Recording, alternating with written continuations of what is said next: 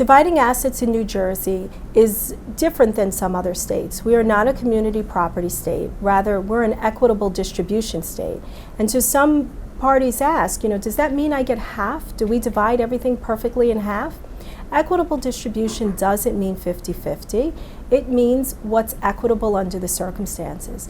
And so it's important through the discovery process in the divorce that you identify the assets, that the assets are categorized, premarital assets versus assets that accrued during the marriage.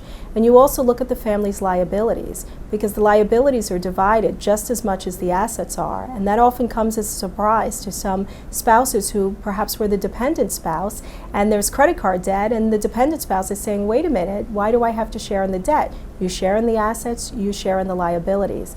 And so we call it equitable distribution, and your attorney will help you identify those assets and tell you how they would be divided in court.